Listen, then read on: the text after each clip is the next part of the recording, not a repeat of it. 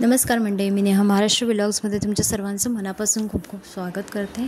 तर आज आपण तूप कसं घरच्या घरी बनलं जातं ते आज आपण बघणार आहोत। तर यासाठी मी जी दुधावरची रेग्युलर जी साय असते आपली, ती साय अशा प्रकारे एका डब्यामध्ये काढून ठेवलेली आहे।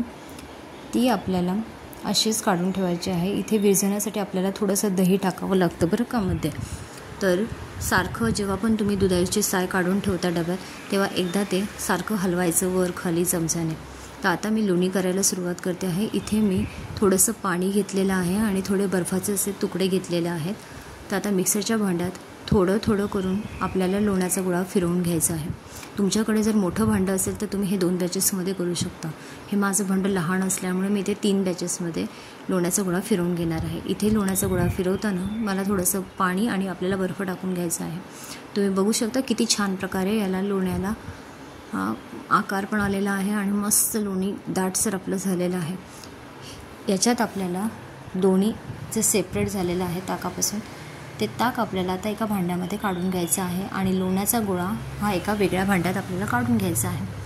तर आता ताक असं काढून झाल्यानंतर मी लोण्याचा गोळा एका जर्मनच्या भांड्यामध्ये काढून घेणार आहे, किंवा तुम्ही ज्या पण भांड्यामध्ये लोणी कढवायला ठेवणार आहे तुम्ही त्या भांड्यात कढवू शकता। तर इथे जर्मनचं भांडं मी घेतलं आहे। तुम्हाला कढईत कढवायचं असेल तरी तुम्ही कढईत कढवू शकता, काही हरकत नाही। तर आता मी लगेच माझं तूपसुद्धा कढवायला घेणार आहे, म्हणून मी जर्मनच्या भांड्यामध्ये डायरेक्ट टाकून घेतलेलं आहे। तर अशा प्रकारे आता मी 2 बॅचेसमध्ये लोणी कढवून घेणार आहे। तर आता तुम्ही बघू शकता लोणी व्यवस्थितपणे दाटसर असं घट्ट झालेलं आहे। हे जे लोणी आहे ते तुम्ही थोडंसं छोट्याशा डब्यामध्ये एखाद्या फ्रीजमध्ये किंवा फ्रीझरला ठेवलं तरीही चालतं। तुम्हाला जर पराठा करायचा असेल किंवा पावभाजी करणार असाल तेव्हा हा लोण्याचा गोळा तुम्ही त्याच्यामध्ये टाकला तरीही चालू शकतो बरं का। आणि हा लोण्याचा गोळा नुसता जर मी खाल्ला ना तरी खूप छान लागतो। तर आता अशा प्रकारे मी लोणी पण काढून घेतलं आहे आणि दही पण, माझं ताकसुद्धा जे आहे ते सेपरेटली ठेवलं आहे। इथे थोडंसं गरम पाणी मी करायला ठेवलं होतं। जे मिक्सरचं भांडं आणि जे आपलं साईचं भांडं आहे त्याच्यामध्ये चिकटपणा असतो, तर चिकटपणा थोडासा या पाण्याच्या अंशाने काढून टाकून हे पाणी मी ताकामध्ये टाकून घेणार आहे। तुम्ही बघू शकता इथे मी दोन्ही भांडी ठेवली आहे, एक ताकाचं भांडं आणि एक लोण्याचं भांडं ठेवलं आहे। तर आता लोणं माझं व्यवस्थित घट्ट झालेलं आहे। तर आता लोणी मी कढवायला सुरुवात करणार आहे गॅस चालू करून।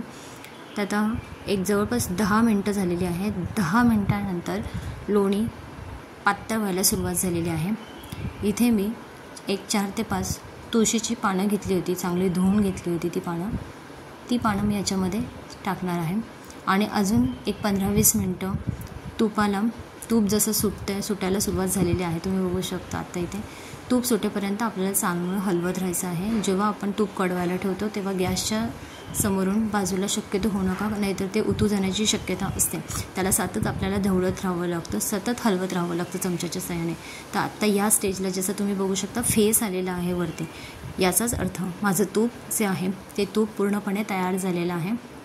तर या स्टेजला आपल्याला गॅस बंद करून जे भांडं आहे ते गार करून घ्यायचं आहे आणि मग आपण तूप एका डब्यामध्ये काढून घेणार आहोत। आता तूप मी काढून घेते डब्यामध्ये।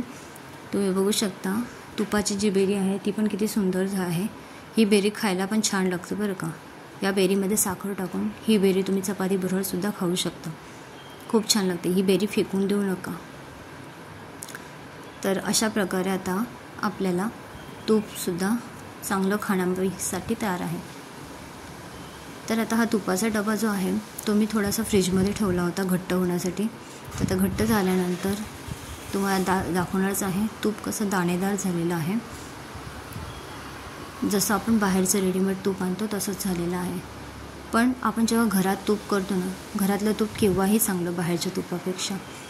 माझं दूध जे असतं दुधातलं मी शक्यतो घरीच तूप बनवते, त्यामुळे बाहेरचं लोणी मला आणायची गरज नाही पडत। तर ही माझी रेसिपी, हा माझा व्हिडिओ तुम्हाला कसा वाटला तर कमेंट करून सांगा आणि व्हिडिओला लाईक, शेअर, सबस्क्राईब करा।